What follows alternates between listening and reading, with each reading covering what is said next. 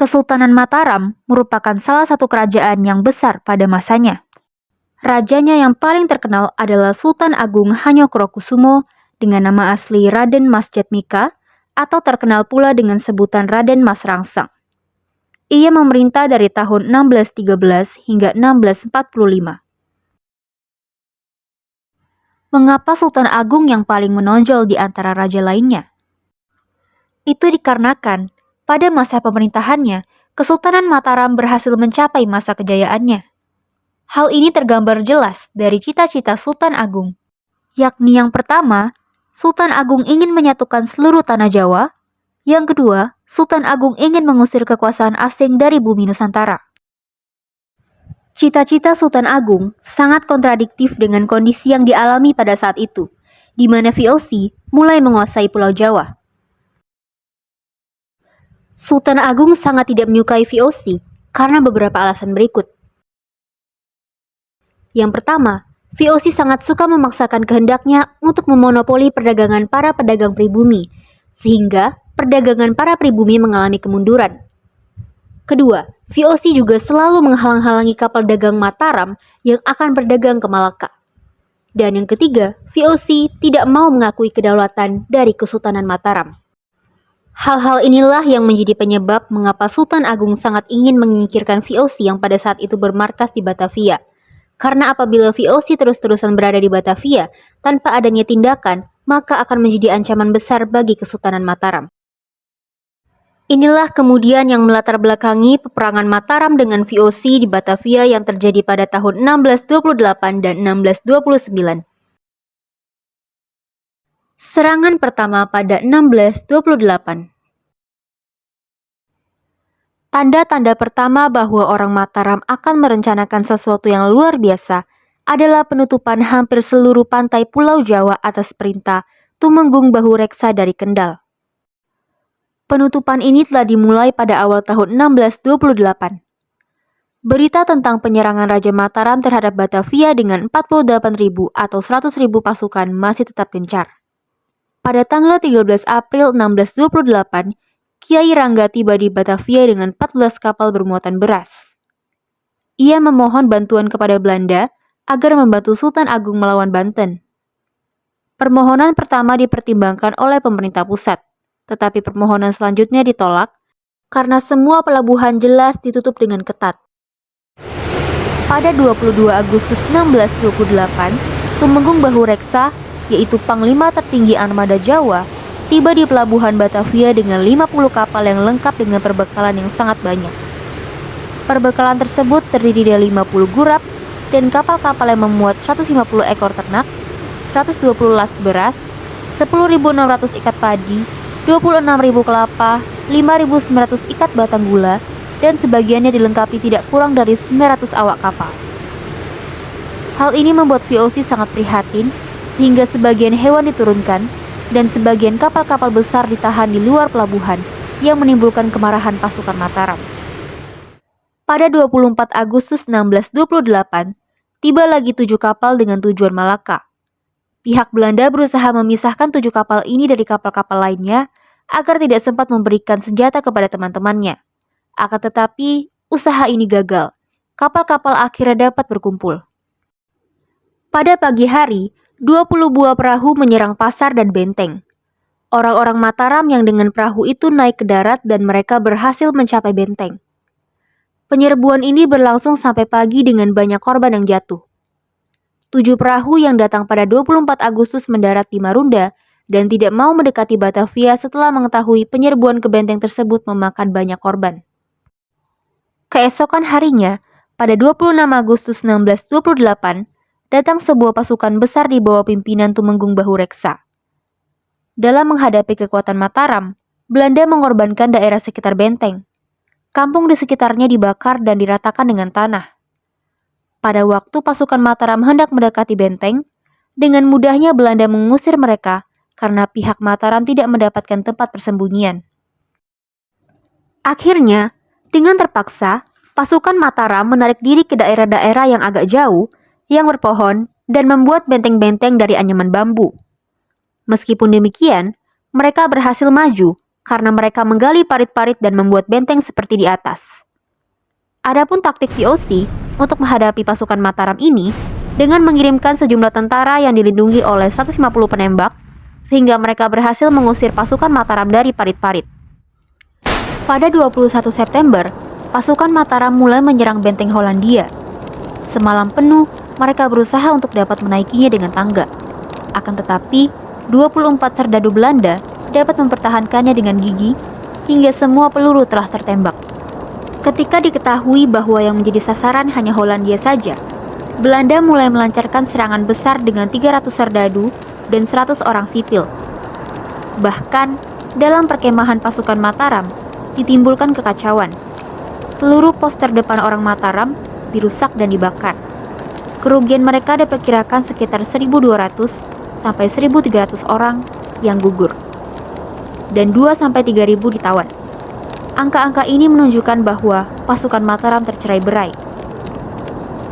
Pihak Belanda mendengar kabar bahwa masih tersisa pasukan Mataram sekitar 3 sampai 4.000 orang dan masih banyak yang berkeliaran di hutan untuk mencari makan. Oleh karena itu, pada 21 Oktober diadakan serangan umum yang dipimpin oleh Komandan Batavia, Jacques Lefebvre. Ia dapat menggerahkan kekuatan tentara sebanyak 2.866 orang. Sebuah armada yang terdiri dari 2 sampai dengan 7 sekoci dan beberapa kapal berawak 150 orang dikatakan akan menyerang perkemahan musuh dari sungai, sedangkan pasukan musuh yang lain akan diserbu oleh Angkatan Darat. Pada pertempuran ini, Tumenggung Bahureksa bersama kedua putranya dan sekitar 200 pasukan Mataram gugur. Akhirnya, pasukan Mataram yang kedua telah tiba untuk memperkuat pasukan sebelumnya. Pertempuran ini hampir mengalahkan Belanda, karena pasukan Belanda kebanyakan kehabisan peluru. Panglima pasukan yang baru bernama Tumenggung Suragul-Agul dibantu oleh Tumenggung Mandurareja dan Tumenggung Upasanta.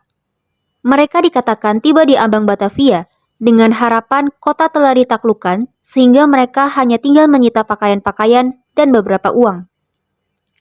Angkatan kedua ini mengubah taktik dan hendak menjalankan taktik seperti yang digunakan terhadap Surabaya, yaitu dengan membendung Sungai Ciliwung dengan maksud agar Batavia kekurangan air. Namun usaha ini gagal karena musim penghujan mulai datang. Jatuhnya musim penghujan itu membuat Batavia sangat beruntung. Tetapi bagi pasukan Mataram merupakan suatu kerugian, sebab segera timbul macam-macam penyakit.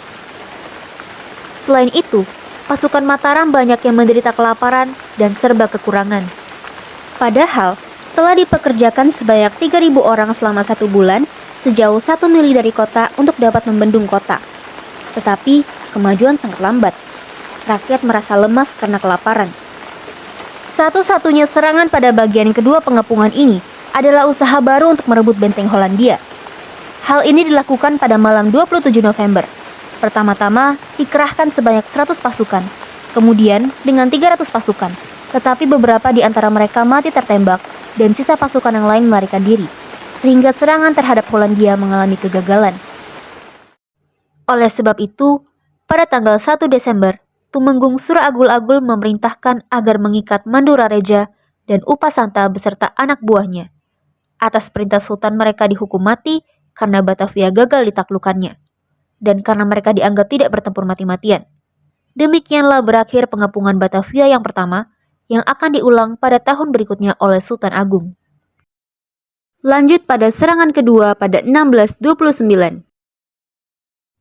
Persiapan untuk serangan kedua dijalankan jauh sebelum akan dimulai, dan perhatian dipusatkan pada persoalan logistik, kecuali masalah persenjataan dan pengangkutan.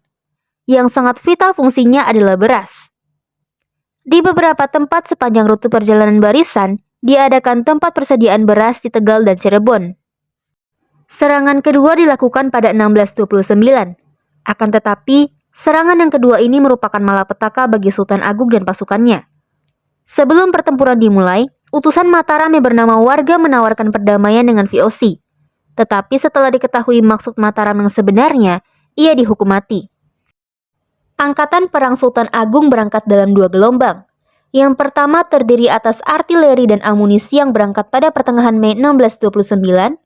Adapun gelombang kedua adalah pasukan infanteri yang berangkat pada 20 Juni 1629. Pasukan ini dipimpin oleh Kiai Adipati Jumina, K.A. Purbaya, dan K.A. Puger. Mereka dibantu oleh Tumenggung Singaranu, Raden Arya Wiranatapada, dan Tumenggung Madiun serta K.A. Sumenep.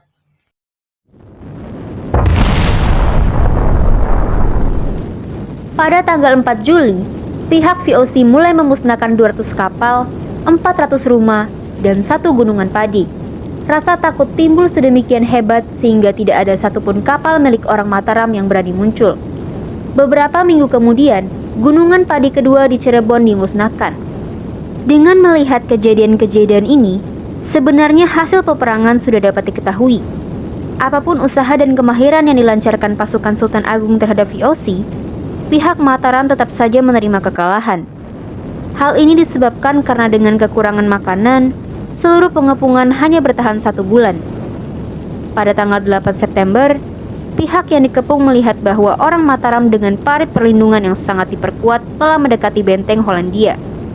Hanya dengan 1 sergapan saja, parit-parit pertahanan tersebut dapat dihancurkan. Pada 12 September, benteng Bommel diserbu 200 orang. 8 hingga 9 orang mulai memanjat dan langsung dipukul mundur.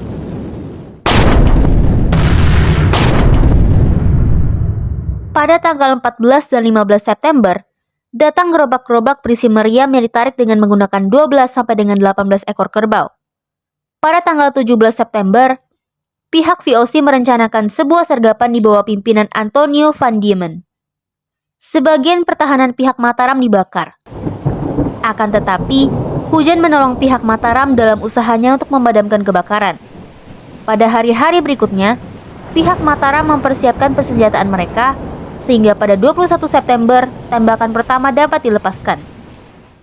Pada tanggal 20 September, Gubernur Jenderal Jan Pieter Zoon Koon meninggal dunia karena mendadak sakit.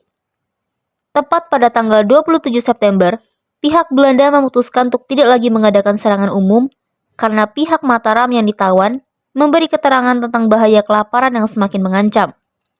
Pada serangan kecil yang terjadi pada 1 Oktober, pihak Mataram kelihatan tidak bersemangat lagi. Keesokan harinya, penarikan mundur dimulai. Pasukan yang mundur ini meninggalkan mayat-mayat dan korban, gerobak-gerobak kosong berserta barang-barang yang lain, dan semakin jauh dari kota, semakin banyak jumlahnya. Penyerangan di tahun 1629 ini mengakibatkan pihak Mataram mengalami banyak penderitaan yang disebabkan oleh penyakit dan kelaparan.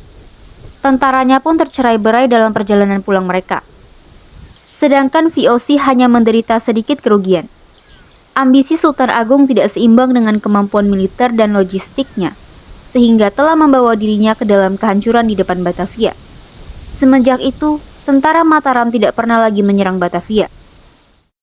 Menurut beberapa pendapat, penyebab kegagalan pihak Mataram terletak pada kurangnya perawatan, kurangnya daya tembak dibandingkan dengan kemampuan orang Eropa, serta postur tubuh orang Jawa yang lebih kecil jika dibandingkan dengan orang Belanda. Juga benteng pertahanan Eropa, bagaimanapun primitif dan kurang efisiensinya, sangat menyulitkan mereka.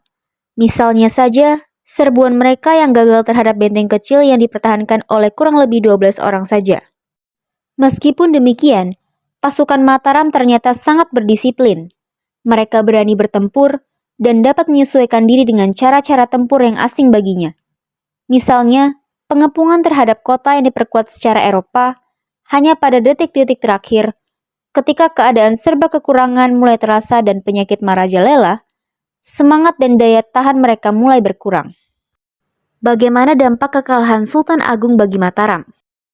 Kegagalan yang sampai 2 kali dialami pasukan Mataram di Batavia tentu meninggalkan kesan yang mendalam terhadap Mataram, khususnya bagi Sultan Agung. Setelah musibah di Batavia, Sultan Agung memang patut cemas. Pertama, rakyat Priangan melepaskan diri dari kekuasaan raja karena menyesalkan petaka di Batavia yang meminta banyak korban. Di samping itu, mulai terjadi sejumlah pergolakan di sekitar pusat kerajaan yang mungkin lebih berbahaya. Musibah yang terjadi pada tahun 1628 dan tahun 1629 jelas mencemaskan lapisan masyarakat Mataram. Semua rangkaian kemenangan yang tidak ada putusnya sekarang tiba-tiba berhenti. Dikabarkan bahwa seluruh bangsawan Mataram diliputi rasa takut terhadap Batavia, dan mereka menasihati Sultan Agung agar tidak lagi memerintahkan untuk kembali ke Batavia, kecuali bila Sultan Agung ikut serta. Pada tahun 1630, Sultan tidak mampu berbuat sesuatu yang luar biasa. Sepertinya ekspedisi pada tahun-tahun sebelumnya dan terutama pada tahun 1629 sangat melelahkan Sultan Agung, sehingga terkesan ia tidak berhasrat untuk berperang lagi, dan ia membutuhkan waktu untuk istirahat sejenak. Kekalahan Sultan Agung di Batavia juga telah menghancurkan mitos bahwa dirinya tidak dapat dikalahkan. Kerajaannya yang rapuh harus dipersatukan kembali dengan kekuatan militer. Kekalahan tersebut juga mengakibatkan VOC di Jawa semakin kuat dan merajalela, sehingga kerajaan Mataram dipaksa untuk mengakuinya. Dengan demikian, visi Sultan Agung untuk menyatukan seluruh pesisir Pulau Jawa gagal terpenuhi. Sementara VOC mengontrol wilayah pesisir Jawa. VOC juga meletakkan fondasi bagi penjajahan oleh pemerintah Belanda selanjutnya, tidak hanya di Jawa tetapi juga hampir di seluruh wilayah Nusantara. Pasca kegagalan Sultan Agung untuk merebut Batavia, pihak VOC mulai melancarkan serangan dan secara berkala memperluas wilayah dengan mengambil alih kekuasaan raja-raja pribumi. Selain Sultan Agung, tidak ada lagi seorang pun raja Jawa yang menjadi ancaman serius bagi Belanda hingga masa Pangeran Mangkubumi, dan tidak akan ada lagi kekuatan Jawa yang mengepung Batavia. Mataram pasca kekalahan di Batavia. Seperti yang telah dijelaskan sebelumnya bahwa kekalahan di Batavia menyebabkan daerah-daerah bawahan Mataram melakukan pemberontakan untuk merdeka. Diawali dengan pemberontakan yang dipimpin oleh para guru agama dari daerah Tembayat. Pada tahun 1630, Sultan Agung membantai habis-habisan kaum pemberontak tersebut. Pada tahun 1631, Sultan Agung menumpas pusat-pusat perlawanan di Sumedang dan Ukur di Jawa Barat. Kemudian di tahun 1636 terjadi pemberontakan di Giri. Sultan Agung mengutus Pangeran Pekik untuk menaklukkan Giri dan pada tahun 1640 berhasil menundukkan Blambangan. Akhirnya, pada tahun 1646, kira-kira antara bulan Februari dan awal bulan April, Sultan Agung wafat. Hal ini diduga karena Sultan Agung terserang suatu penyakit. Pintu-pintu gerbang yang menuju ke istana ditutup untuk mencegah terjadinya kudeta dan putranya dinyatakan sebagai penggantinya dengan gelar Susuhanan Amangkurat. Dalam Babat Tanah Jawi disebutkan bahwa sebelum Sultan wafat, ia berpesan kepada Pangeran Purbaya. Uwa Purbaya, rasa-rasanya saat ini saya sudah waktunya untuk menghadap Allah.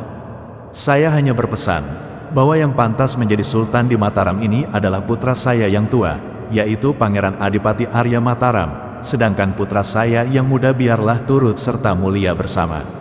Uwa saya minta untuk dapat membimbing cucu, putra saya serta seluruh kerabat. Selamat tinggal.